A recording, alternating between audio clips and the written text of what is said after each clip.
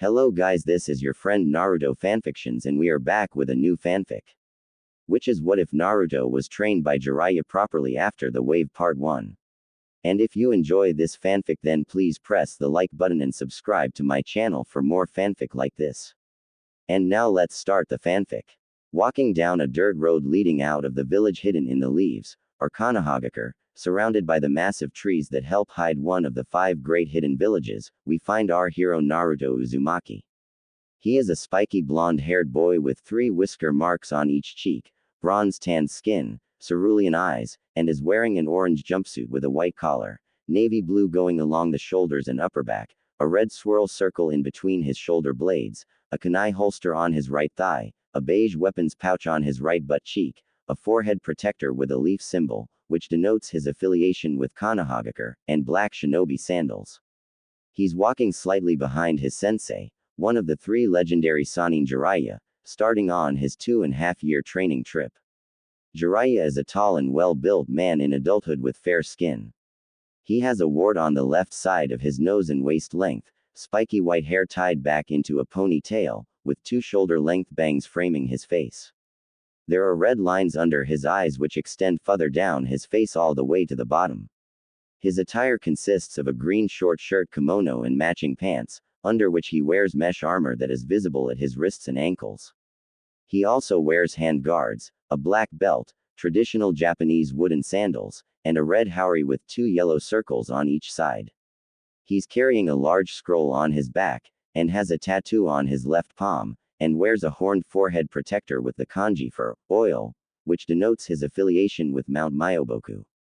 This normally hyperactive 13-year-old shinobi is lost in thought, wondering how he'll get strong enough to bring back his friend Sasuke for the girl he loves, Sakura, all in the premise of keeping his promise of a lifetime to her. Sure, he has his own reasons for wanting to save Sasuke from becoming Orochimaru's next vessel. After all, he is the closest thing to a brother he's ever had, and that's not a bond he wants to lose. But even after fighting him with everything he had and more, with the help of the 9-tailed fox boosting his power exponentially, he still lost to Sasuke's superior powers and techniques. Not to say he wasn't as fast or strong as Sasuke, but he had more jutsu, superior skills with kunai and shuriken, and stronger taijutsu than he has. So he figured that meant he'd be working on all of those areas of a shinobi's skills and was now getting excited to get started, so asked Jiraiya, "Hey pervy sage, what awesome jutsu am I going to learn first?" Jiraiya responds with a little irritation at being referred to as pervy sage, "You won't be learning any new jutsu yet. We need to focus on bringing up your basic skills first. Then, and only then, can I start on actually teaching you jutsu."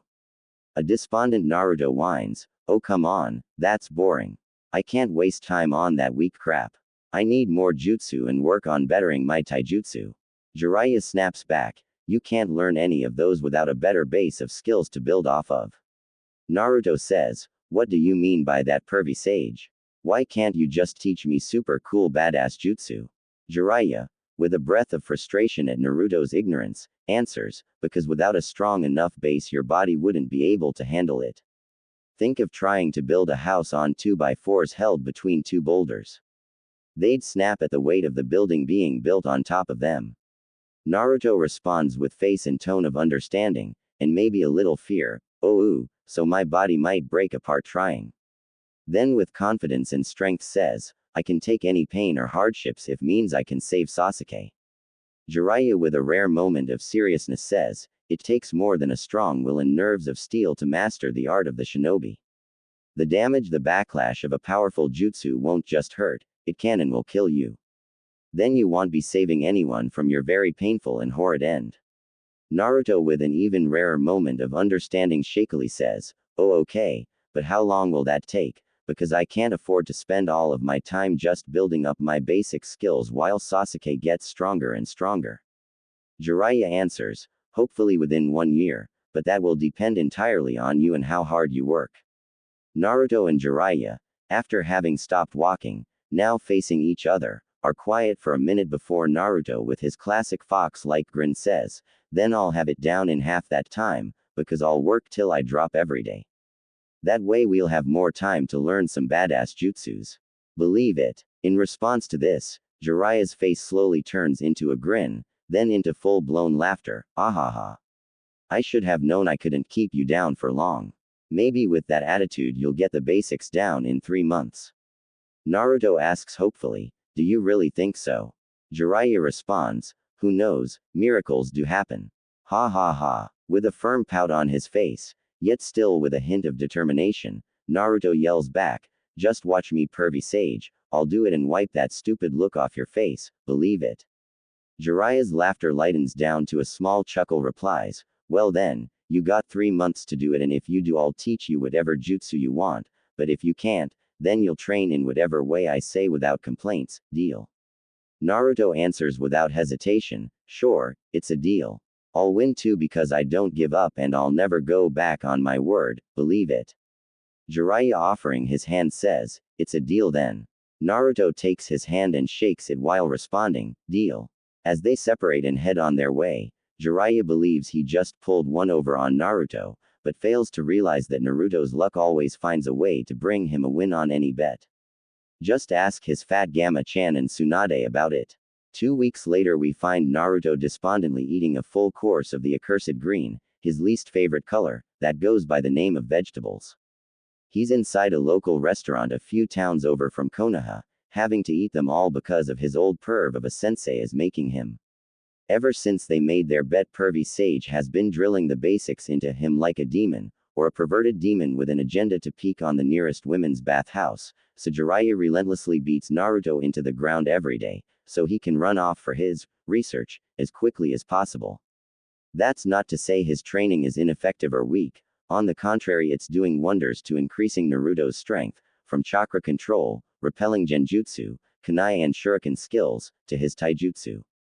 The real problem lies in the fact that Jiraiya tricked him into agreeing to eat vegetables every time he fails to score a point on him in their spars. That old perv is as tough as they come. Not only has he failed to touch him even once, every hit Jiraiya makes tends to leave bruises down to his bones. Sure, it's not as bad as getting hit by Ba-chan, but still it hurts like hell. The veggies after are the worst kind of treatment after his training.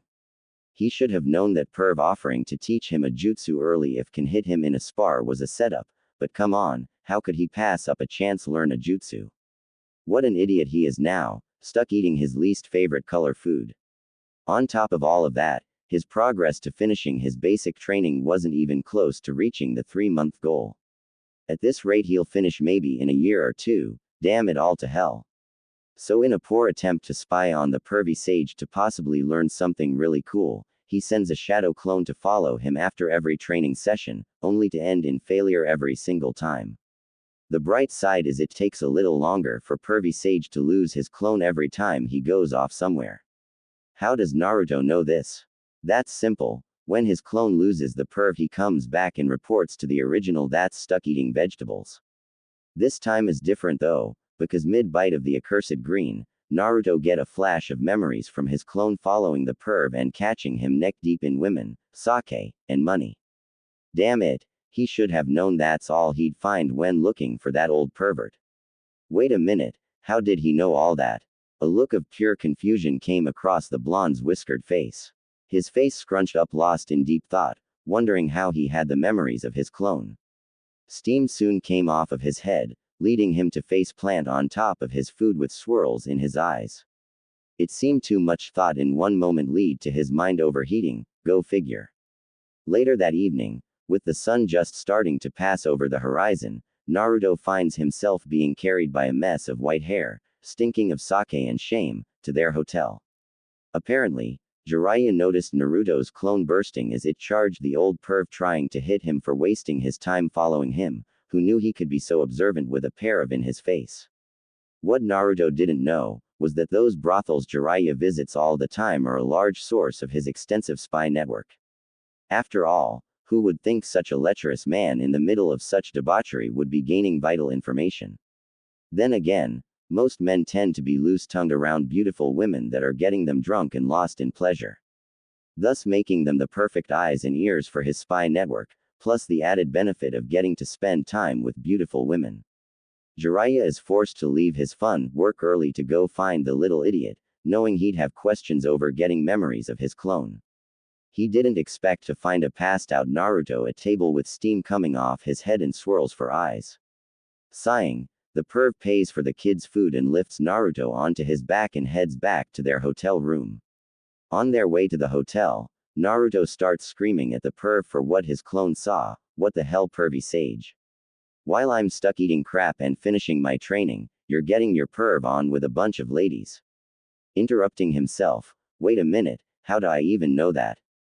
Jiraiya responds, what, you seriously didn't know about the memory transfer ability of the shadow clone jutsu? I mean, that's what it was created for, to spy or infiltrate dangerous areas without having to risk your life. How could you not notice that aspect of shadow clone jutsu with how often you use it, idiot? Naruto, looking rather bashful, says, well, nobody ever told me that, and I'm a little busy trying to kick ass or not die to notice my clone's memories in battle. Jiraiya responds with a sigh, Kami kid, how have you made it this far as a shinobi being that dense? With anger and a blush on his face yells, hey! Don't call me an idiot, you old pervert of a sage. How have you not been killed by some random bimbo with how perverted you are? Jiraiya raising his own voice while tossing Naruto off his back, because unlike you I am an experienced shinobi who can come off as an idiotic, lecherous, fool while being aware of everything going around me. You're 100 years too young to judge me, brat. After recovering from being drop on his butt, Naruto replies, yeah right, you perv. You're just covering your butt for being caught red-handed in your perverted ways. Jiraiya responds, whatever Gaki, it still doesn't take away from your own stupidity for not knowing how your own jutsu works. And take it from me, that has been the end of many a shinobi. So from now on you're not to use any jutsu in the future without knowing everything it does, is that clear?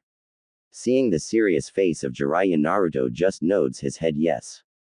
Jiraiya continues, good, now that you know all about the shadow clone jutsu, let's head back to our room and get some sleep. First thing in the morning we continue your training. As Jiraiya turns to head to the hotel, Naruto asks, wait, can't I use clones to speed up my training? Jiraiya answers, no, any physical training won't help with clones, because only mental information goes back to the creator. Naruto replies, okay, but what about training that only takes getting a feel for something, like breaking genjutsu and chakra control? Jiraiya stops and puts his hand to his chin to think for a minute, then responds, yeah, maybe, I never really thought about it that way before. Usually I only use a clone for training when practicing dangerous and life-threatening jutsu. Maybe using clones will increase your experience with certain jutsu and practices, but things like increasing your speed, power, and stamina can't be helped other than being done by you directly. Hump, it's an original idea for sure, but then again you are known for doing things outside the box. Yeah, I mean, think of it. With 2 clones working on the same jutsu it'd cut the time to learn it in half. 3 clones a third as long. 4 clones a fourth, and so on and so forth. In theory you could gain years of experience in a week. At this point Jiraiya has a huge grin on his face, which only drops when Naruto says, yeah, with the number of clones I can make I'll win that bet for sure. Ha ha ha. The horror of that truth sends Jiraiya into a depression. Damn my loud mouth. Now he's going to demand an endless number of jutsus for me to teach him. I'm going to lose out on so much peeking I mean research for my books. Jiraiya thought with never-ending horror written across his face, followed by a river of anime tears. All the while Naruto is practically skipping with joy to the hotel with a foxy grin on his face and his arms behind his head. He's daydreaming of all the jutsus he'll soon be learning from pervy sage. A month and 2 weeks later, an exhausted Naruto lays spread out in open field breathing hard, trying to catch his breath. Yet he has a large smile plastered across his face because he just finished all the basic training needed for him to win his bet with Perry Sage, just in time too. The shadow clone method of training that he and Jiraiya came up with was a lifesaver for sure. Without it he would have ended up spending most of his 2.5 years just working on increasing his basic abilities. Maybe with enough spare time learn one new jutsu. How lame would that be? The only downside to this training showed itself on the first day. After making 1,000 clones and dividing them up to work on everything, from breaking genjutsu exercises, chakra control, kunai and shuriken practice, and going over his existing jutsu to perfect them, while he focused on body conditioning and sparring with Perry Sage. He even got the perv to make him leg weights like Lee's, but with seals to slowly increase the weight, starting at a more bearable weight, then working up to what Lee's were at during the Chunin exams. After dispelling all of his clones that day, he blacked out from the accumulated fatigue from the 1,000 clones. He woke up midday 2 days later. Jiraiya tried to talk him out of using the clones, saying it was too dangerous and that they just barely dodged a kunai this time. Naruto refused, saying that he was only saying that to win the bet, plus when he showed Pervy Sage the results the training method produced after a single use almost convinced him. Naruto could now break mid-level genjutsu. His chakra control is twice what it was, his aim with kunai and shuriken is vastly improved, and could now perform all of his jutsus in nearly half the time from before.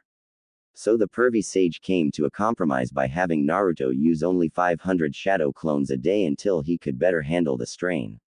Naruto would still pass out after dispelling the clones, but would wake up in a few hours instead of a few days. Eventually, he got back up to 1,000 clones. Thanks to this training method, he was able to win his bet with Jiraiya and now could learn any jutsu he wanted from the perv. After all, his chakra control was almost perfect. He could break most genjutsu with the exception of master genjutsu users, of course. His use of kunai and shuriken are perfect to the point that only someone like Tenten or someone with Sharingan could do better, and now he can do the Rasengan one-handed without the help of a shadow clone. On top of all of that, his body conditioning made him twice as strong, gave him larger amounts of stamina, and his speed is at Lee's level without his weights. He has now increased his leg weights and will keep going for as long as he possibly can. Now he is able to land a few points on Jiraiya in their sparring sessions too. With all of those results, Jiraiya had no other choice but to admit that Naruto had won their bet. With a little resignation and pride in his voice, Jiraiya says, "Congratulations Gaki, you won the bet, even though it could be considered cheating using all of those clones to speed up your training, but then again, so can natural talent and the Sharingan, so whatever." Secretly, Jiraiya knew that only Naruto with his massive amounts of chakra and stamina could use this method without killing himself, so it was very impressive all the same. Naruto, slightly perturbed and smug, replies, "Yeah, I know I'm awesome, and you're just upset you lost our bet and now have to pay up." Saying all of this while still unable to get up off the ground, but still with a big grin on his face. Jiraiya responds, "Yeah, while your accomplishments are impressive, you're still years away from besting me. Besides, we should at least wait to teach you all of those jutsu until you can stand Gaki." Naruto replies with a deadpan face, "You're just saying that so you can go peeking on women, Pervy Sage. Though you still have a point in the fact that I'm still too tired to learn a jutsu right now, but I'll be ready to go in a few hours, so don't get your hopes up." Jiraiya sags a little bit, but snaps right back up to say, "Alright, we'll start up again in 4 hours, so go eat something with at least one vegetable in it, then shower and change your clothes in that time." Naruto replies, "Sure thing Pervy Sage," hopping off the ground and sprinting away, the thrill of learning a new jutsu overriding his exhaustion.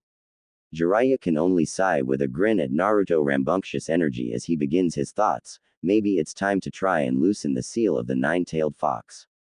With the speed of Naruto's progress, he should be ready to handle more of the fox's chakra, even though this is a little earlier than I expected.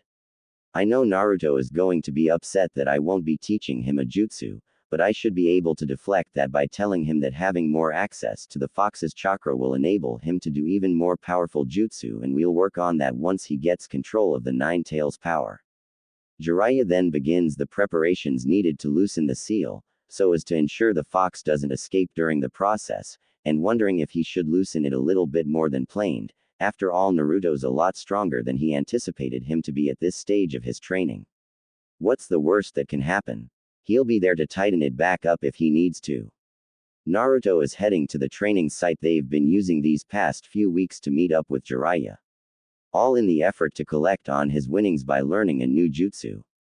The training grounds are mostly an open field with a river running through it and some large rocks spread about, with the whole area being surrounded by large trees, making it an ideal place to let loose some real badass jutsu.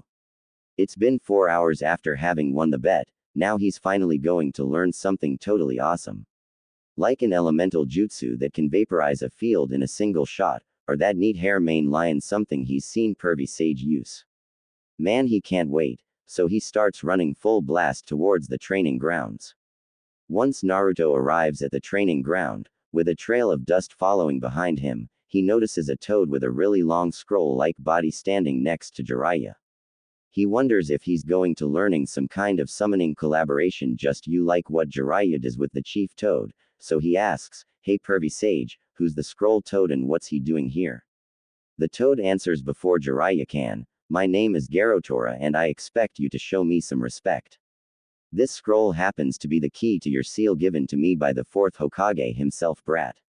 Somewhat bashfully Naruto responds, "Sorry, I didn't mean to be rude but I didn't know that. Besides, how is it disrespectful to just ask someone their name?" That last part being said with anger.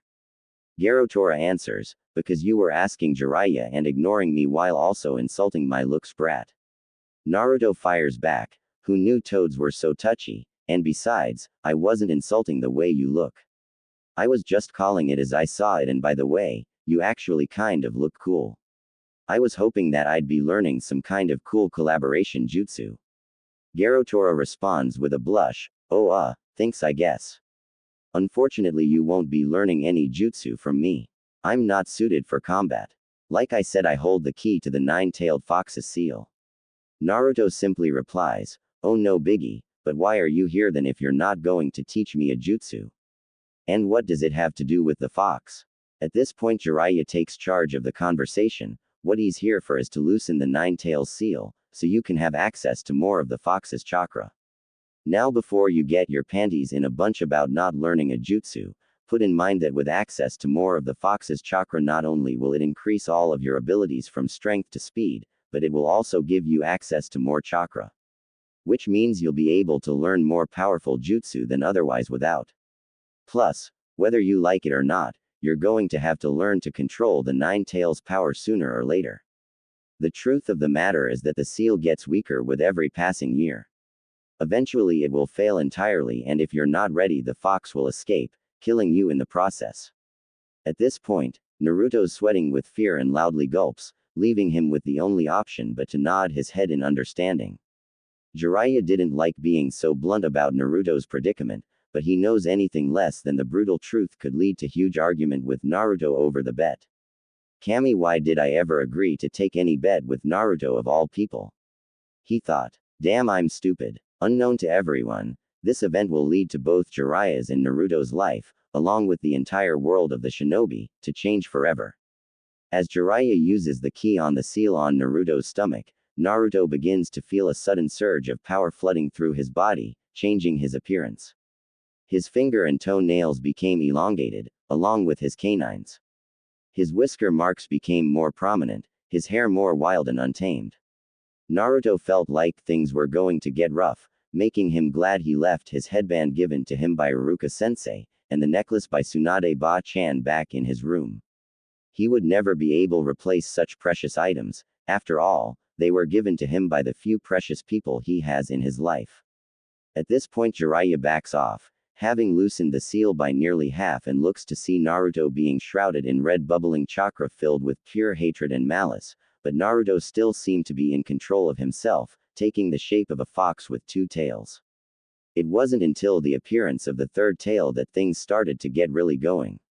Naruto, with his eyes completely red and hunch over on all fours howling in rage, causing a shock wave that forced Jiraiya to jump back, started to talk in a deep growling voice. "Man, I feel really strong, but the rage swirling inside is making it hard think." Jiraiya responds with a little relief, "Whoa now Gaki. You had me worried there for a moment. Now I need you to focus on maintaining that power, no more, no less. Got that, Naruto?" With struggled restraint he replies, "NN, no problem PerviSage, I got this." "Believe it." Jiraiya responds with a little trepidation, "Alright Gaki, let's see what you can do in that form." With that said, Jiraiya launches at Naruto with a fully powered Rasengan in his hand. His attack slams into one of Naruto's tails, pushing him back and dispelling the Rasengan in a single swipe. Jiraiya lands several feet back with him leaving trench marks in his wake. Before he has time to react, Naruto is in his face, sending an uppercut to his chin. The sage is sent flying through the air so fast all that he can hear is the sharp whistling of wind in his ears. Before Naruto can jump into the air to finish the fight, he finds himself bound by white hair in the shape of a lion coming out of the ground. Seeing nothing but a smashed log in the air, Naruto is pulled underground by the sea of white. Jiraiya smashes out of the ground with his hair receding back to its normal length, though somewhat sizzling at the ends, and unleashes a powerful stream of fire mixed with oil into the hole he made, leaving Naruto trapped underground. As the ground begins to melt and crack under the sage's onslaught, the ground underneath Jiraiya has a red chakra hand burst out and grab him, forcing him end his jutsu. With a rumble and a roar, Naruto causes the ground to explode out from around him, revealing himself to be completely unharmed. Jiraiya would be impressed if it wasn't for the fact that the hand holding him was growing tighter by the second and the feel of his skin starting to burn from the contact of the Nine Tails chakra. Before he can figure out how to escape Naruto's grasp, Naruto pulls Jiraiya towards him and slugs him right in the face, sending the sage flying into nearby boulders, tossing up a cloud of dirt obscuring Jiraiya. Earth style. Dark swamp. Jiraiya yells, casting a jutsu that causes a deep sticky mud swamp to trap and sink Naruto inside it. While Naruto struggles as he sinks into the swamp, Jiraiya comes walking out of the dust cloud whipping the blood from his mouth saying, "Alright Naruto, let's call it a day before someone gets really hurt. I'll release you from my jutsu and you can stop using the Nine Tails power." Instead of a response, all Jiraiya gets is an explosion of mud, chakra, and a massive roar of rage, causing him to go on guard, and for good reason. At the center of the swirling black and red chakra is Naruto, screaming in hellish pain as his skin peels off, mixing his blood with the fox's chakra, until it completely surrounds him in a dome of black energy shooting into the sky, blowing back the nearby trees and causing all manner of animals to flee in the opposite direction as fast as possible. This dense and foul chakra brings a shiver of fear to creep up Jiraiya's spine. It's been a very long time since Jiraiya last felt such a sensation, leaving him very worried, but not for himself, but for Naruto. He needs to reel in the Nine Tails power before it's too late. As the black dome recedes, Jiraiya sees a black miniaturized nine-tailed fox, just with only 4 tails, and pure white eyes looking at him, bringing back that sensation tenfold. Before Jiraiya can even think about what to do next, the black fox just appears out of nowhere, getting completely past his guard, slashes at him with his claws, cutting open his chest, spewing blood all over both him and the fox. The only bright side Jiraiya can take from this development is that the attack sent him flying backwards, away from Naruto, or at least what used to be Naruto. Staggering to his feet, holding the gaping wound across his chest, feeling the blood practically flood through his fingers, he gasps, not out of pain, but shock, as 2 more tails start forming from the fox's rear, making a total of 6. Realizing that he's got no other option, Jiraiya's hands blur through a set of hand signs, slamming his blood-covered hand to the ground, yells out, summoning jutsu. Small black symbols spread out form under his hand, causing an explosion, covering the area in white smoke to reveal a massive purple toad with black markings surrounding his eyes connecting to his eyebrows, and running down his chin connecting under his mouth. He's wearing a classic black shinobi top with a huge shield strapped to his back and a Sasumata in his right hand. Jiraiya commands, "Gameken, hold Naruto off long enough for me to summon them and enter sage mode. It's the only way I can think of sealing up the fox's power in my current condition." Gameken replies in a deep voice, "I shall try, for I am ungraceful." Then Jiraiya draws blood down from his eyes and across his cheeks to his ears, slams his hands together and starts gathering chakra, while Gameken charges the 6-tailed fox Naruto that has just grown a fox skeleton on top of it. Gameken brings down his Sasumata right on top of Naruto, breaking the ground around them and kicking up a small dust storm. When it clears up, Gameken is shocked to see the boy-sized fox is simply holding the massive studded weapon with one hand with little effort on its part. Even more shocking, Naruto then lifts the weapon, along with the building-sized toad, and tosses them away like they were a mere pebble. Gameken is able to correct himself by gracefully flipping in the air. Upon landing, the toad uses the momentum to launch himself forward yet again, but this time he channels a large amount of chakra into his weapon, thus increasing its destructive capabilities. This forces the possessed Naruto to jump out of the way, once again breaking the ground and creating a large crater that kicks up even more dirt, causing Gamaken to lose sight of his target. Naruto capitalizes on this by making a Biju bomb. Small orbs of black and white chakra begin coming together in front of his snout, forming a large black ball. He further condenses this ball down to about the size of an apple, causing the ground around him to buckle under the extreme weight of it, forming a crater from under him. Then he opens his mouth so wide you can see his jaw separating and swallows the concentrated chakra ball whole, expanding his body to its limit before letting it loose in a powerful shot at the landing toad. Being caught flat-footed, Gamaken only has enough time to raise his shield and channel as much chakra into it as he can muster, before the Biju bomb smashes into him. A massive bang rings out as the bomb collides with the chakra-enhanced shield, causing an equally massive shockwave to push out a torrent of air that slams into the nearby forest, bending, snapping, and uprooting all the trees on the perimeter of the clearing. In a split second, all of this destruction is eclipsed by a blinding light and the roar of a deafening explosion. The Biju bomb ignited forward into a beam of pure chakra, consuming shield, toad, and a long path of forest, leaving nearly a mile-wide trench in their place. Off to the side, Gamaken is plowing through acres of trees, having both the fortune and through extreme effort on his part, to be pushed to the side halfway down the beam's path of destruction. Eventually, coming to a stop by smashing into a plateau of rock. Laying on his back covered in burns, cuts, and blood, his shield all but disintegrated and his Sasumata nowhere to be seen, Gamaken groans in pain as Jiraiya appears on the ground by the left side of his head asking, "Are you alright, Gamaken?" The battered toad grunts out, "I'll live, but I'm unable to hold him off any longer, for I am ungraceful." Jiraiya responds in relief, "That's alright, you held him off long enough. I'm ready to enter Sage mode now, you can head back and rest. Thanks for your help." Instead of replying, Gamaken simply disappears in a poof of white smoke. Naruto's mouth is still steaming as he locks his empty white eyes onto Jiraiya, whose hands are glowing brightly with chakra, and lets loose an animalistic roar. The time it takes for the rage-filled monster to bridge the gap between him and Jiraiya is almost instantaneous, throwing an enlarged fist into Jiraiya, caving his entire body into the rock wall behind him. Withdrawing his arm, the fox just sits there roaring in victory, only to be suddenly hit by a high-pressure blast of water slamming him backwards into the ground, leaving a trench in his wake. Out of the dark hole in the rock wall, 3 pairs of yellow eyes with horizontal pupils can be seen moving forward into the light, revealing Jiraiya in an altered state of appearance and a small old toad on each shoulder. Jiraiya's Sage mode gives him a larger, more bulbous wart-covered nose, toad eyes, a white beard going along his jawline to his chin, and a red hue around his eyes. The toad on his right shoulder is an old male with a green complexion, large bushy white eyebrows, a white pointy goatee, a spiky white topknot, and is wearing a gray cape coming up behind him to a point, named Fukasaku.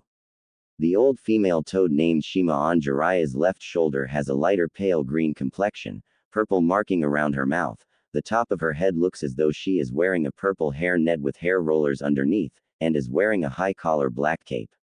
Fukasaku with worry asks, "That their monster wouldn't happen to be da 9 tails Jinchuriki, Jiraiya boy?"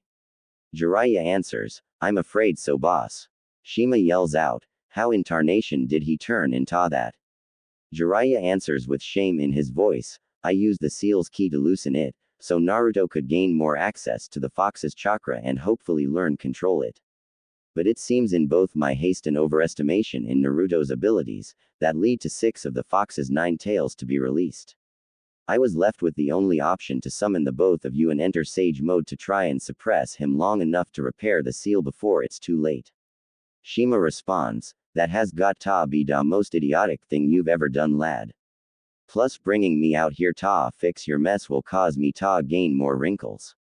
Fukasaku chastised, "Ma, there are bigger concerns right now than you getting a few more wrinkles, like the 9-tailed fox getting loose." Shima snaps back, "Don't belittle a housewife's battle against wrinkles. They are our mortal enemies and a bane on women's society. Besides, don't think I'm not taking this seriously. If ya haven't noticed, I'm busy mending da lad's wound with senjutsu so he doesn't bleed to death." Jiraiya placates. Alright, that's enough you two, you're both right and I'm the one to blame for both the added wrinkles and the fox's impending release. So I'm very sorry for my mistakes, but can we please stop the fox and save my pupil, hoping the both of them will stop screaming in his ears. Both toads nod their heads and agree to stop bickering, at least for now. Fukasaku adds, I hope you'll remember this next time you try to do something so foolish. We don't want to have to keep cleaning up your messes, Jiraiya boy. Shima chimes in, and ya can expect to get an earful from me later, lad. Jiraiya responds, yes, I understand. Thank you for helping. Before either sage toad can utter a word, they are hit with the sensation of the fox's increase in chakra. Looking over at him, they see him forming another Biju bomb. Knowing he can't let him finish making it, Jiraiya kicks off his sandals and gets on all fours. His hands and feet becoming frog-like, the red markings on his face converging together in a solid mass, looking like upside-down triangles going down both sides of his face, and sharp-pointed teeth. He then disappears in a flash, leaving just a dust cloud in his wake. He reappears above the fox with a massive Rasengan in his hand, slamming it down on its head, expanding to the point it engulfs the area in a bright blue light. Jiraiya lands after jumping back, hearing Fukasaku yell out, boy bring da oil, ma da fire, I'll bring da wind. All three of them release a torrent of wind, oil, and fire, combining them into a sea of boiling oil, rushing to the crater the fox lays in. As the sage art, sea of boiling oil hits its mark, kicking up a field of steam and filling the air with the noise of sizzling skin, Jiraiya jumps forward with the seal key appearing on his right arm to repair the seal before the fox has time to recover, but is suddenly knocked back by a huge surge of power. Sage mode Jiraiya is eclipsed by a massive shadow as large skinless clawed fox hands smash into ground, shaking the entire landscape, revealing a skinless eight-tail fox the size of a mountain. It roars, sending Jiraiya flying into the rock wall behind him, coughing up blood as he slams into it. He recovers to look up in terror and stutters out, "Oh Kami. It's too late. What I have done." Naruto finds himself in his mindscape by the Nine-Tails cage, his jacket and shirt torn open to reveal his torso. He's on his knees holding his head while the swirl pattern of his seal on his stomach is now a solid black and is pouring out into the water. The fox starts speaking in a dark, deep voice, yes, give in to the rage. Remember all the suffering your own people inflicted upon you. Let loose our power and show them your wraith. At these words, Naruto's eyes turn entirely red and he starts walking over to the cage. Good. Now remove the seal and set me free. The fox yells with a rare moment of glee in his voice and a classic sinister grin plastered across his face. Just as Naruto's hand is touching the slip of paper, with the kanji of seal on it that's holding the cage shut, a hand reaches out and grabs his arm, stopping him. I wouldn't do that if was you. A claim and unfamiliar voice lets out. Being pushed back away from the seal, Naruto lands on his butt, the red leaving his eyes. He looks up to see a man with azure blue eyes and spiky yellow blonde hair with jaw-length bags framing either side of his face. Wearing a standard Konoha uniform with two bands on both of his sleeves, a green flak jacket, blue forehead protector, blue sandals, and a short-sleeved long white haori closed in the front by a thin orange rope and decorated by red flame-like motifs on the edges, with the kanji for 4th Hokage written vertically down the back. He knows this man. After all, he's looked up at his face for the majority of his short 13 years of life. The man he has long dreamed of surpassing in the hopes of finally being respected by his village, and the man who has caused him the most pain in his life. Minato Namikaze, the 4th Hokage, the man who saved their village by sealing the nine-tailed fox inside him. Said fox roars, "You're being cut off by Naruto," as he stutters out, "You're the 4th Hokage. Aren't you supposed to be dead?" Chuckling, the dead Hokage answers while helping Naruto up, "Yes, Naruto, I died the day I sealed the nine tails into you, but I stored some of my chakra and consciousness into the seal to appear in your psyche as a contingency for when the seal unraveled to the point you sprouted the eight tail. Truth be told, I was hoping that it would never get this far, especially this early in your life. I never wanted to see the nine tails again, but then again, I was looking forward to meeting my son as a young man." To this the nine tails roars out, "RRAW. 4th Hokage. Come here." I'll rip you to shreds. He was so close to being free. Yet again the fucking fourth Hokage has to show up and stop it. The Hokage calmly responds, not the best invitation, so no thanks. Right, Naruto. Naruto simply responds, how do you know my name? How? I'm the one who named you. You're my son after all. Minato answers incredulously. With a look of confusion Naruto utters, your son. I'm. The Nine Tails interrupts, Raar. You heard me, you're my son, Naruto, ignoring the fox. Naruto's face shifts from confusion to joy with a small smile and tears forming in his eyes. Just as Naruto starts laughing, the fox interrupts yet again. Raar. You. Fourth. While pointing behind himself with his left thumb at the fox, Minato says, man, he's annoying, how about we continue this conversation somewhere quieter? He then, with a snap of his fingers, transports them away to a place surrounded by white. There, that's much better. The fourth Hokage said.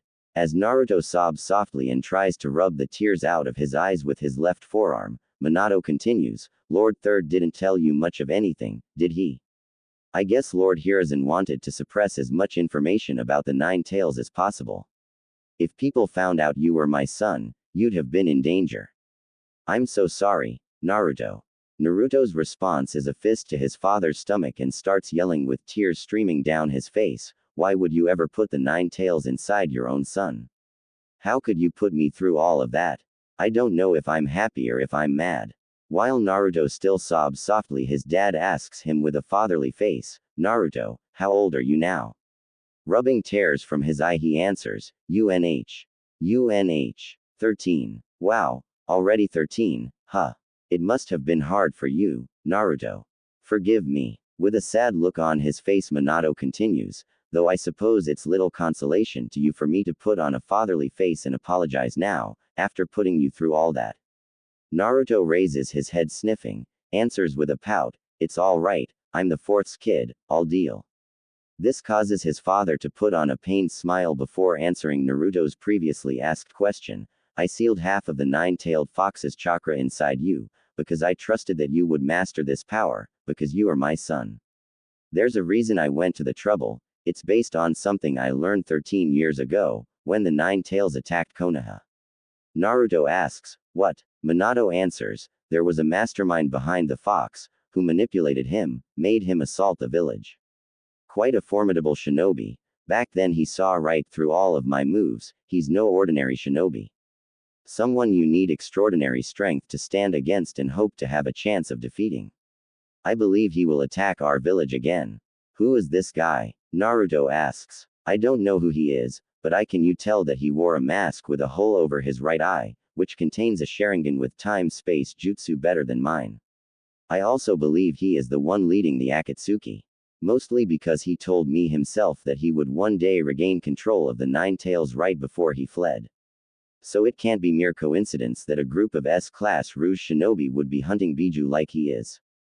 Minato answered. Naruto with a look of shock and panic yells out, me. How am I supposed to stop someone who even you couldn't beat? I nearly got taken by this guy's lackeys. I'm not talented or smart like you. I couldn't even stop Sasuke from leaving the village. Yeah, I saw from inside your mind. His father adds. You watched. Naruto yells out in surprise. Minato answers, yes, I've seen your entire life Naruto. And that's why I know you can do anything you put your mind to. You've repeatedly overcame the odds that were against you to achieve your dream. Which if I remember right, it's to surpass all of the Hokage, including me. But more than any of that, I know you can do it because you're my son and I believe in you. He says that last part while putting his hand on Naruto's head affectionately. Naruto asks unsure of himself, you do. Do you really think I can? Minato replies without hesitation, well, it is the duty of a parent to unconditionally believe in their child. That brings a large foxy grin to his face. Chuckling a bit Naruto says, yeah, I guess I can do it, because I'm the son of the fourth Hokage, believe it. This makes Minato laugh out, ha ha ha ha, you sound just like your mother. That causes Naruto to realize he can find out who his mother is. Wait, who is my mom? He asks. His dad answers, your mother's name was Kushina Uzumaki, She was a strong-willed redhead, who talked with the same spirit you do. I wish I had more time to tell you about her, but my chakra's fading, so it's time for me to go. If you want to know more about your mother, ask Jiraiya-sensei. I will rebuild the seal for the last time. At this point Minato puts his right hand on Naruto's seal and with a twist of his hand, returns the seal back to normal. Just before he fades out of existence, he tells his son, I want you to know that no matter what anyone says or thinks, both your mother and I will always love you. Jiraiya, along with the toad sages on his shoulders, look up in fear as the nearly freed nine-tailed fox starts forming a Biju bomb that's blocking out the sky above them. Before they can come up with a solution to their current problem, both the bomb and the fox disappear in an explosion of smoke, shrouding the clearing. With extreme caution, Jiraiya approaches the slowly dissolving cloud of smoke to find a passed-out and skinless Naruto. Once seeing Naruto in that condition, Jiraiya rushes to check on him. Kneeling down, Jiraiya flips Naruto over onto his back and checks his pulse. Breathing in relief, he finds him to have a strong pulse and somewhat labored breathing, but thankfully alive. Knowing that Naruto's life is no longer in danger, not to mention everyone else in the nearby area, Jiraiya can't help but wonder what suppressed the fox's chakra and repaired the damage to the seal. Voicing Jiraiya's thoughts, Shima says, what in tarnation happened? How was Da Nine-Tails sealed back up? Fukasaku replies, maybe there was some type of failsafe implanted in the sealing formula to save Da Boy's life. Jiraiya adds, Minato was known for being cautious and planning ahead to counteract any unforeseen events, plus there are still many unknown aspects of the Reaper Death Seal Minato used. Perhaps Naruto will be able to shed some light on what happened once he wakes up. Until then we can only speculate as to what happened, but for now we should focus on getting him treatment for his wounds. Jiraiya grunts in pain as he reaches down to pick up Naruto, causing Shima to state, with worry in her voice, it's not just Da Boy who needs medical attention lad, you're in worse shape than he is. If it wasn't for Da fact that nature chakra enhances Da body's regenerative abilities, you'd have already died of blood loss. Ma's right Jiraiya boy, you need proper medical care and time to heal, and not just from Da obvious injury running across your chest, but from Da damage caused by your exposure to that their nine-tailed chakra. It's destroying every cell it comes into contact with, like some sort of poison. We've been having to split our focus on removing it from your system and maintaining the balance of your chakra and nature chakra. I don't have to tell ya what can go wrong if that balance fails, Jiraiya boy, chimes in Fukasaku. On that point Jiraiya can wholeheartedly agree, either nature energy will become too weak and he'll drop out of sage mode leaving him completely exhausted, which in his current state could prove fatal. Or nature chakra could become too strong overpowering his own, turning him into a toad statue, making him a permanent part of nature. Shima chastises, just be glad that Da fourth Hokage had enough foresight to plan for your stupidity lad. Otherwise Da very worst could have happened here today, because in your current condition we would never have been able to suppress Da nine-tailed fox in time. With shame and plenty of blame on his part, Jiraiya responds, you're right Ma, this was all my fault. Clearly it was far too soon for Naruto to try and tap into the fox's power to such a degree. For now I'll focus on increasing his own strength, so that the day when he has to master the nine-tails power he'll be ready. Good ta hear Jiraiya boy, but I recommend that the boy learns senjutsu before having ta confront that their nine-tails, and it'd be a few more years before I'd reckon his body be ready for da strain of senjutsu, replies Fukasaku. That would be for the best boss. I'll train him up as best I can and then when you think he's ready you can summon him to Mount Myoboku to train in senjutsu. Though he'll probably need more combat experience before he's ready and that's something he can only get in real battle. That's still a long ways off if you ask me, answers Jiraiya, while he picked Naruto off the ground and starts to head to the nearby town to get them both some much needed medical attention. A few days have passed since the incident with Naruto's seal, finding both Jiraiya and Naruto heavily bandaged in Jiraiya's hospital room.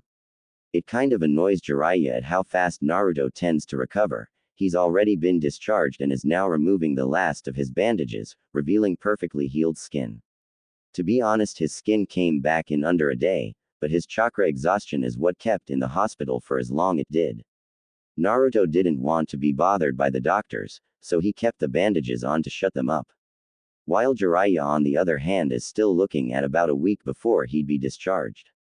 This meant it'd be a week before Naruto could collect on his winnings, but instead of a disgruntled kid we find a Naruto lost in thought.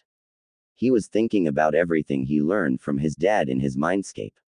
He wanted to bombard the pervy sage with questions as soon as he woke up, but Jiraiya has been unconscious for the past couple of days, only just now waking up, and Naruto was feeling responsible for his condition.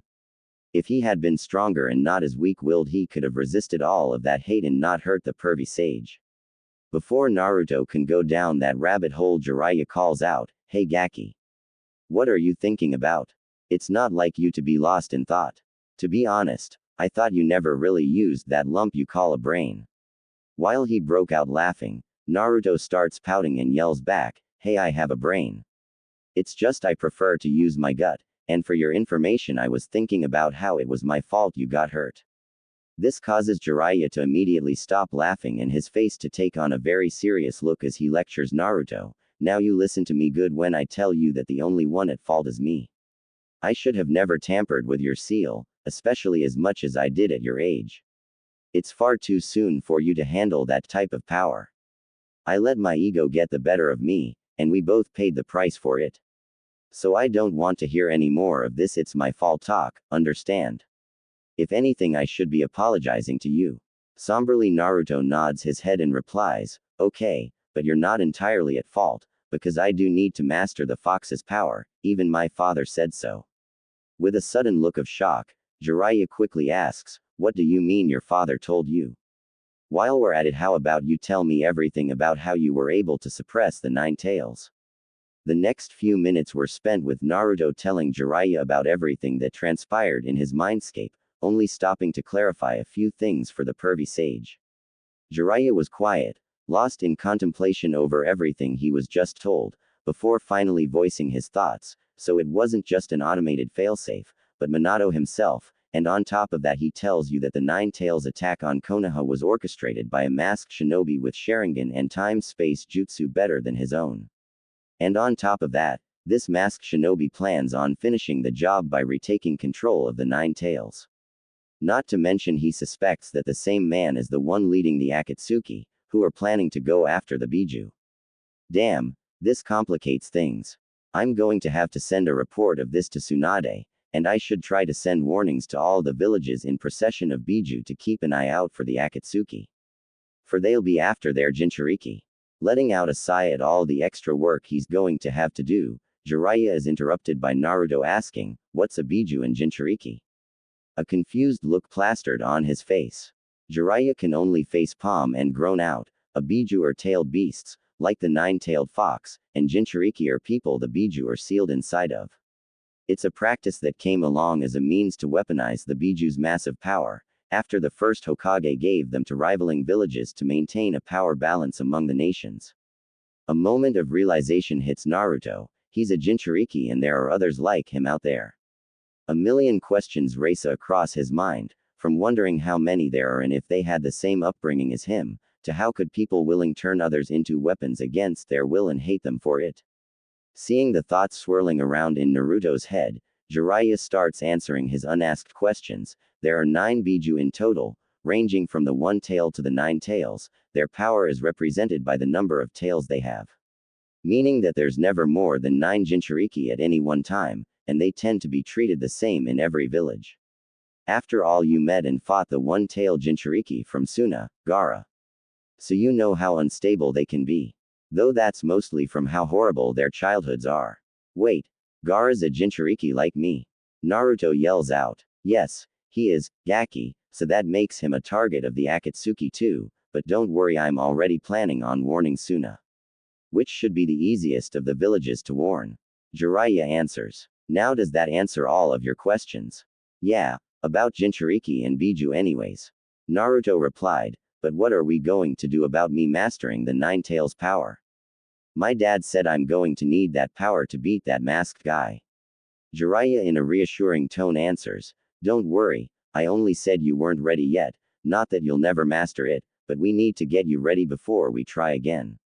That's going to include teaching you as many jutsu as you can handle, upping all of your basics even more, and sparring without the kid gloves. Naruto almost jumped for joy at the jutsu part, didn't like the whole basic stuff again, but couldn't help but ask a question about the sparring. What do you mean kid gloves? To this Jiraiya's face breaks out into a shit-eating grin and answers, what? You thought I was fighting you seriously? Come on Gaki, at best I was fighting you at high Chunin level. I'm considered to be a cage level shinobi. If I sparred with you at full power you'd be left as a pile of bruises and broken bones.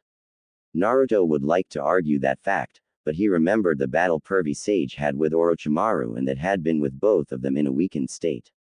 That was a battle he couldn't even keep track of, so he relented. Jiraiya continues with explaining his plans. We'll start by finding out what your elemental affinity is, so we can focus on jutsu. That'll be easier for you to learn. Normally it would take years of training to master even one affinity, but with the shadow clone method we'll be able to knock that out in a few weeks or months. That sounds totally awesome. It'll be like learning the fireball jutsu and the Chidori, right? Naruto yells out excitedly. Well, only if you have either fire or lightning affinities, but you could still learn weaker jutsus of affinities you don't have, but it will take longer and be harder to learn, so we'll only focus on the affinity you have. Actually, if you can hand me my scroll I'll be able to tell you which ones you have. Once hearing this, Naruto practically ran over, grabbed the scroll and tossed it to him. After Jiraiya opens his scroll and unseals a piece of paper, he hands it to Naruto and tells him to channel his chakra into it. What's a stupid piece of paper have to do with figuring out what affinity I have? Naruto impatiently asks. A frustrated Jiraiya answers, it's called litmus paper, and it has a unique quality that reacts to a person's chakra that tells you what your affinity is. If it's fire it will burn, if it's wind it will split in two, if it's lightning it will crumple, if it's earth it will crumble, and if it's water it will get wet. Now just channel your chakra into and find out. Doing just that, Naruto waits on bated breath as the paper splits in two. It appears you have an affinity for wind chakra. That's a very rare one to have, and I only know a few jutsus for that one, but the bright side is that it's unrivaled in battle power, able to cut, tear, and sever anything in its path, Jiraiya explained. I knew it. I knew I was unstoppable. Naruto shouts out. Whoa, Gaki. Hold your horses, we've only just figured this out. You must first be trained, so you can properly use and control your nature. We'll first have to practice to make your chakra's change of nature stronger. You will be doing this with as many clones as you can while I'm still hospitalized, by holding a leaf between your palms and using just your chakra to tear it completely in two. Jiraiya informs him. Naruto replies, no problem. I'll have it down in no time. Believe it. And starts to run out the door, only to stop and turn around to face Pervy Sage and says, hey, I almost forgot, but my dad said to ask you about my mom, Kushina Uzumaki. Jiraiya freezes for a second, wondering how much of the truth he should tell him about his mother and his clan, but decides that he already knows about his father, so why not, and tells him, alright, but sit down, this going to take a while. Naruto eagerly sits down in a chair by Jiraiya's bed, waiting to hear everything about his mother. Okay, where to start? I guess I can start with how she was the previous Jinchuriki of the 9 tails before you. My mom was the 9 tails Jinchuriki. Naruto interrupts, yelling at the top of his lungs. Keep it down Gaki, or I'll not tell you about her. Jiraiya shouts back. Naruto quickly quiets down and nods his head. Alright, good, and yes she was selected as the second Jinchuriki host of the 9 tails. Brought to Konoha all the way from the land of eddies. Naruto interrupts again, but much quieter. Why? She was a stranger from another nation. Why make her a Jinchuriki? Jiraiya answers, yes, she was from a different hidden village, another nation, but back then, the land of fire and the land of eddies had a very close relationship. The shinobi of Konoha's Senju clan and Uzushio's Uzumaki clan were distant blood relatives. Full of shinobi brimming with vitality, Uzushio village was known as the village of longevity. The clan members excelled at sealing jutsu, but they were also a bit savage. The tetragram seal on your stomach was based on a jutsu originally developed by her village. She taught it to Minato, your father along with other sealing jutsu. Naruto, that symbol on the back of your jacket is the crest of Uzushiogakure village. It symbolizes to this day the camaraderie between Konoha and Uzushio, even though Uzushio no longer exists as a nation now. During the era of war and unrest, their sealing jutsu abilities were greatly feared, so they were targeted and eradicated. Survivors fled and hid themselves throughout the lands. Yet again Naruto interrupts, but, why her, why my mom? No longer caring that he keeps interrupting, it's to be expected, answers, she was born with a particularly powerful chakra. Strong even for one from her village, strong enough to suppress the nine tails. In fact, the first nine tails Jinchuriki was also an Uzushio kunoichi, which made it tradition. Her name was Mito Uzumaki, and she was the wife of the first Hokage. Do you know about the battle between the first Hokage Lord Senju Hashirama and Uchiha Madara? Naruto replies yeah, and Jiraiya continues, it was during that battle that in order to lend strength to Lord Hashirama, who obtained the nine tails, Lady Mito sealed the nine tails inside herself using sealing jutsu, thus becoming the nine tails Jinchuriki. Ever since, Konoha has possessed the nine tails, and when Lady Mito approached the end of her life, your mother was brought in to become the nine tails' next vessel. Not surprisingly, Naruto yells out, they weren't even treating her like a person. Jiraiya replies, I don't know all of the details because everything was top secret. I only know what I do because your mother told your father, who told me. What I do know is that even though your mother was a Jinchuriki, she appeared to be happy with friends and a growing family. This brought a smile to Naruto's face, not just because his mother was able to find happiness as a Jinchuriki, but because it made him feel closer to her. He then asked, if my mother was the nine tails Jinchuriki, then how do I now contain him? I wasn't in the village at the time, but from what I've been told and what you recently revealed to me I can take an educated guess. You see, what most people don't know, and I'm guessing the masked man somehow found out about, is that the seal on a woman Jinchuriki weakens during the approximate 10 months she is pregnant. This is because the chakra that normally goes to the seal is diverted to the growing fetus in her womb. We only know this because the nine tails nearly escaped when Lady Mito went into labor for the first time. I figure that when your mother went into labor 13 years ago, the masked man must have used this opportunity to free the nine tails and bring him under his control, forcing your father to seal the nine tails into you. That's my best guess anyway. Jiraiya answered. Naruto responds after thinking for a few minutes, okay, then what can you tell me about my mother as a kunoichi? What kind of jutsus did my mom know and how did she fight? Pondering the question for a moment, Jiraiya answers, well, like most Uzumaki, Kushina was a master at the sealing arts, but what made your mother stick out was her ability to create chakra chains so powerful that they could suppress even the nine tails. She was also highly skilled in kenjutsu, she was one of Konoha's best to be exact. One of things she would often complain about was missing out on the chance to clash with one of the 7 ninja swordsmen of the mist during the last war, to test her kenjutsu skills against the best shinobi swordsman of the world. Naruto responds to this with awe in his voice, wow. I can't believe my mom would have wanted to tangle with one of the 7 swordsmen of the mist, I know I don't want to have go against one again.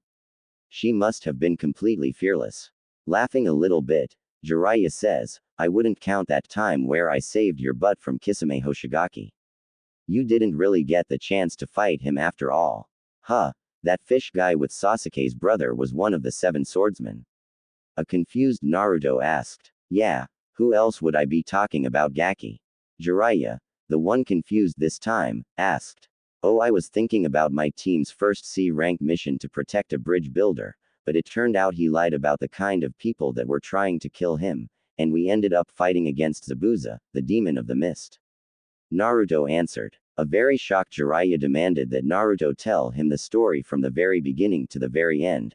After all, it wasn't every day a team of freshly graduated genin defeat the likes of Zabuza, Jonin-sensei or not.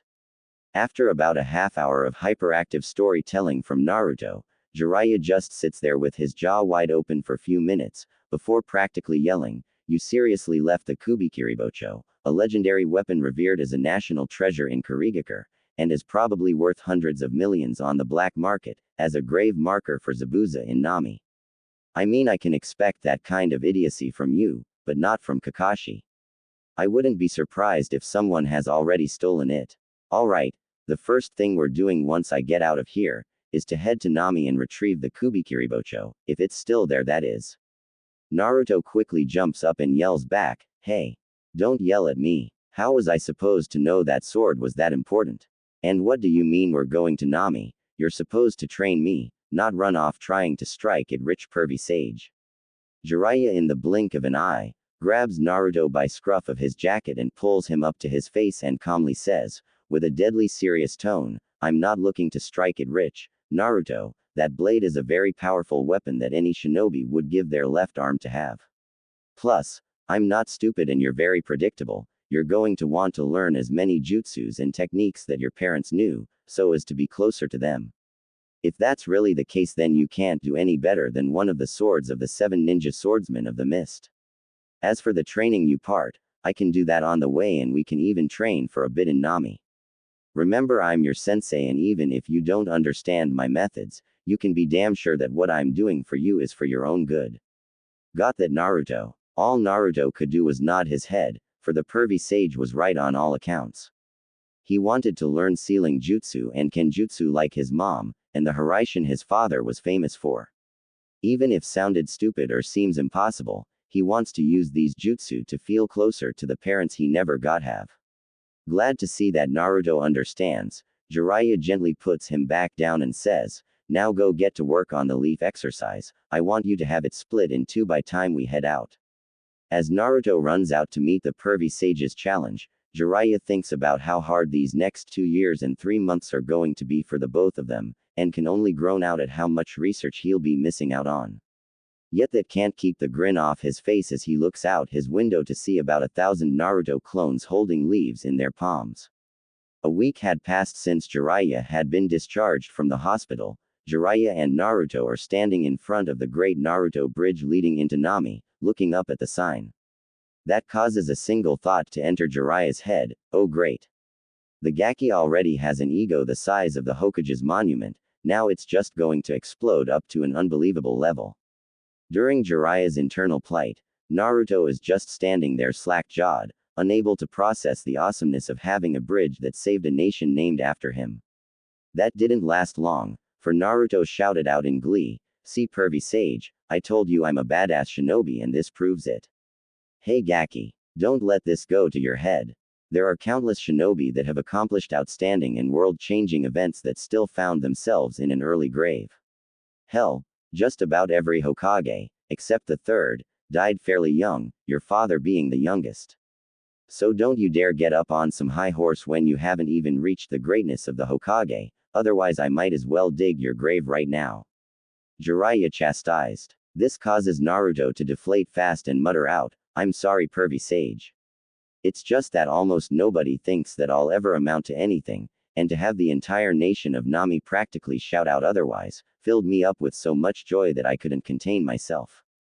Jiraiya responds, "Look kid, I wasn't trying to make you feel bad, you just need to realize that a swelled head has killed more shinobi than any jutsu. I don't want you to be the next victim of pride, it's called a deadly sin for a reason." Naruto replies, "Alright pervy sage, I won't forget, but once I become the greatest Hokage ever, I will have you write a book about me and it'll outsell everything you've ever written." Believe it. Even though he was still being boisterous, he knew that everything pervy sage said was true. His father was an unbridled genius who became the youngest Hokage in a flash, was feared throughout the shinobi world, and yet he still died young. Not to mention all of the overly confident assholes he has given a beating to in his years as a shinobi, like Neji, but he has mellowed out recently. He could make a long list of people like that, but that was boring and he had better things to do. Jiraiya could just smirk as he replied, "Sure, if you actually accomplish your dream I'll write a book about you, but I'll tell you now, your life's story won't be able to surpass my masterpieces, Make Out Paradise, Make Out Violence, and Make Out Innocence. Even my work in progress, Make Out Tactics will outsell your story. Trust me, people want stories with passionate romance and hot more than a good action story." Naruto snaps back, "My life is already a way better story than those boring perverted book you write. Only perverts like yourself and Kakashi-sensei like that crap." "Oh really? If that was the truth then there is no way my bank account should be as high as it is. This may come as a shock to you, but my perverted books as you put it, are among the highest selling books out in publication right now. So unless you become a lot less dense about women, then there is no way in hell your life story will even hold a candle to my makeout series Gaki. Jiraiya laughs back. With a blush Naruto says, "Hey, I'm not dense about girls, don't you remember my sexy jutsu? And I do have a crush on Sakura-chan." Jiraiya turns to face Naruto while he simply replies, "First of all, an understanding of the female form is not the same as understanding women. Secondly, with this Sakura girl, you're only proving my point. If you had even the slightest of understanding of women, you'd know that girl has no romantic interest in you whatsoever. Hell, with the way she begged you to bring back Sasuke should have been a big hint at who she loves."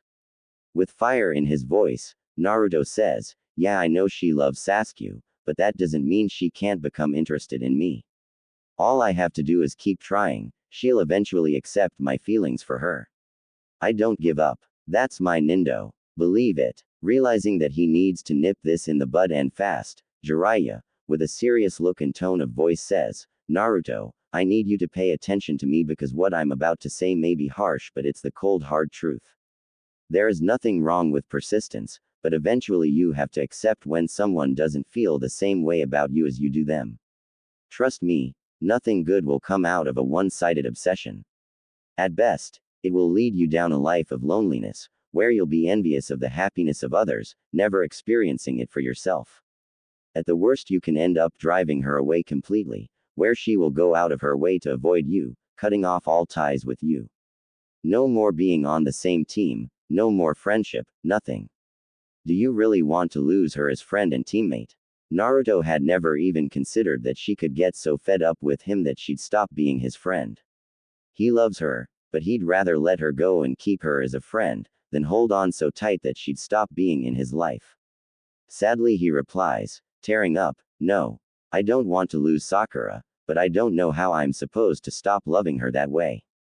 Jiraiya answers with understanding and compassion, "I'm afraid that you may never stop loving her in that way, but you can let her go and be happy that she's happy. To do this, you'll have to try finding someone else who returns your feelings, and trust me when I tell you, you'll feel much more love than you've ever felt before. In the moment where your feelings are returned, will you truly understand what love is?" Sniffling a little bit, Naruto asks, "Why are you telling me this?" "Because you need to hear it and I don't want you to end up like me. I spent so much time chasing after Tsunade, that my entire life passed me by. Sure, I'm a famous shinobi and author, but I missed out on having a family of my own. Who knows how many opportunities I missed out on by not being able to move on from her, even though she rejected me repeatedly, usually with a fist to the chin. The point I'm trying to get across to you is that you shouldn't be so blinded by what's right in front of you, that you miss out on what is waiting right around the corner." Jiraiya answered, with the hope that at least Naruto would give it some thought. I don't know if I can, but I'll try, pervy sage. Just, let's not talk about this anymore, please." Naruto choked out. He wasn't expecting for things to get so real all of a sudden. It's just too much for him to think about right now, maybe he'll figure it out later. Jiraiya simply nods his head and turns back around to continue crossing the bridge, knowing Naruto needs time to process what he said. After all, one doesn't get over someone with the snap of their fingers, it takes time and a whole lot of self-examination, and even then there is no guarantee you will. Walking a few paces behind Jiraiya, Naruto is lost in thought, eyes squinted shut and chin in his hand. In an attempt to avoid thinking about his love life, or lack of one, he's thinking about the training he has been doing since Jiraiya was hospitalized up to now. The first 3 days of trying to split a leaf with just his chakra had been progressing slowly, some of his clone could barely rip the leaf, while others would be over halfway through it. Then there was the annoying way people would watch him, like they never saw a bunch of clones hunched over and grunting before. Okay, that was probably true, but it still made him nervous. So he ended up having to find somewhere else to train, and it had nothing to do with nurses repeatedly asking if he had constipation. Anyways, fed up with not getting it, Naruto ran back to Pervy Sage to ask if he knew a trick to getting the feel for wind chakra. Seeing as Jiraiya didn't have an affinity for wind chakra, he couldn't help, but he did tell him that Asuma Sarutobi was the only one he knew that had it. Showing Naruto how to use messenger toads, he was able to get some advice from Asuma-sensei about how he needed to split his chakra and grind them against each other, like sharpening a blade. But that didn't come free. He was going to have to treat Asuma's team to a meal once he got back to the village. It didn't seem like a big deal to him, so naturally he agreed. He even added in, treating them to one meal for each wind jutsu scroll he could give him. That's how Naruto now had a scroll on how to channel wind chakra into weapons and release it to slash his enemies. A scroll on the wind style. Gale Wolf, it gathers wind into the shape of a wolf that tackles into a target, causing a condensed explosion of wind, cutting and tearing anything to pieces. Last, but not least, is the scroll on wind release. Wind Dragon, it releases a dragon made of wind that plows through anything in its path, slicing them up with wind blades. They were jutsu that he wouldn't be able to even attempt until he mastered using wind chakra, but he'd get there, and it only cost him treating Team Asuma to 4 meals, no biggie. It only just now came to his realization that feeding Choji was a part of the deal he already made. This causes Naruto to fall to his knees with anime tears pouring down his face and scream up into the sky while holding his toad-shaped wallet in his hands. "Oh great Kami, what I have done.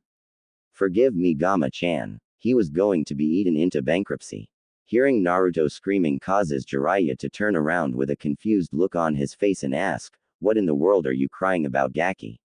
Standing up now, but with anime tears still pouring down his face, he answers, "I promise to treat Team Asuma to 4 meals when we get back to the village." Team Asuma, oh that's your generation's Inoshika Cho trio. That causes Jiraiya to burst out into laughter. "Ha ha ha ha, you're so screwed, Gaki.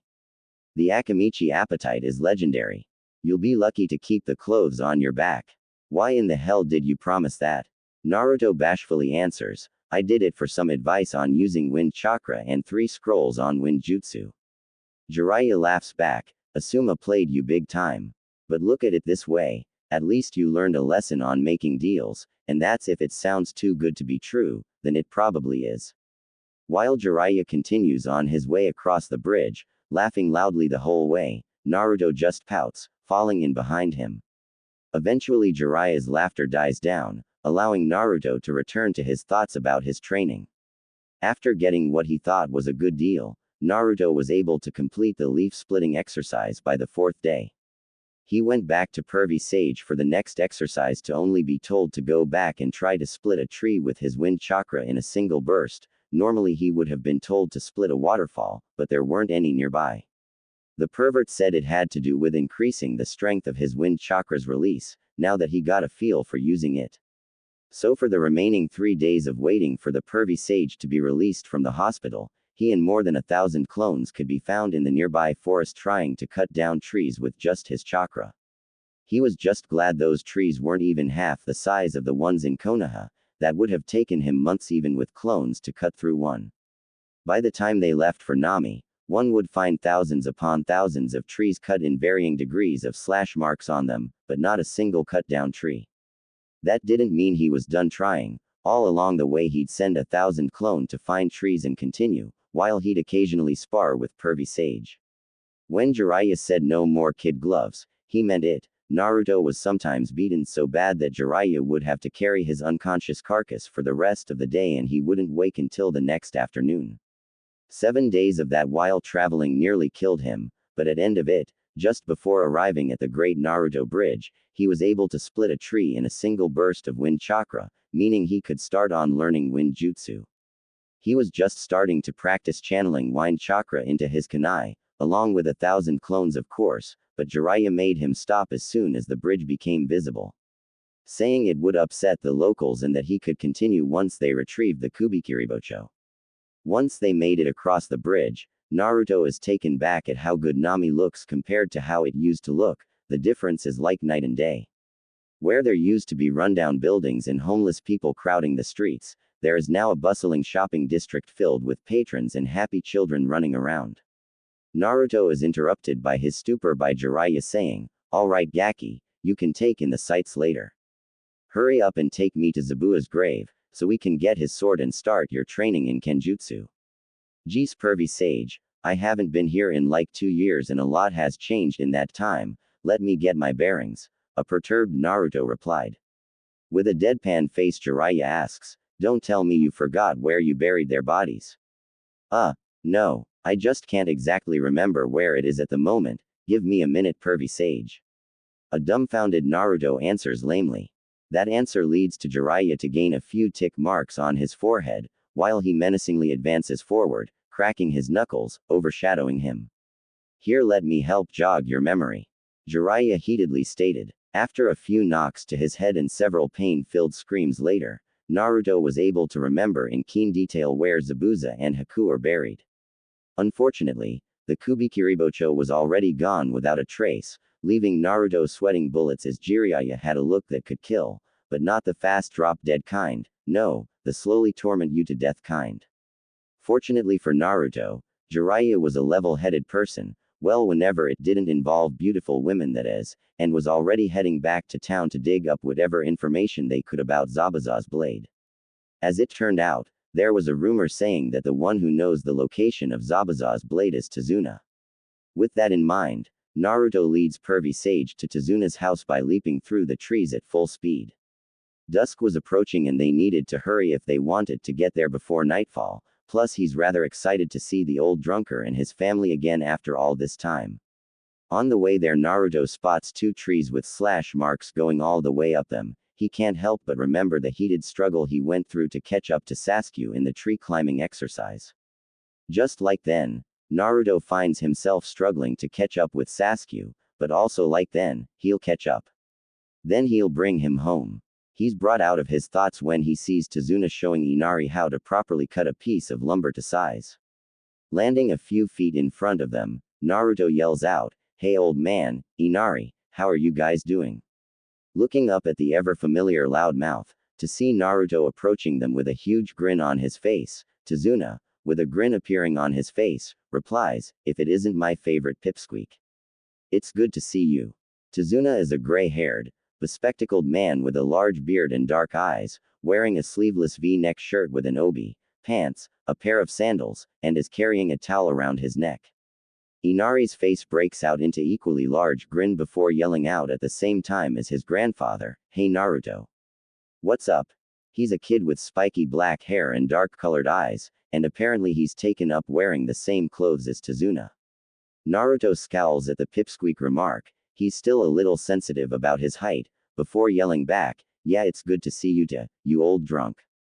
Inari, man, what have you grown a foot? And now dressing like your gramps. I think I'm offended to not seeing you wear at least a little of my hero orange." This time it's Tazuna's turn to scowl. He doesn't drink as much as he used to. Things are much better now and work is pouring in faster than he can handle. While Tazuna scowls, Inari answers, "Yup. I'm going to be taller than you at this rate. And for your information, I have a custom-made orange towel I'll be wearing when I start working jobs with Gramps."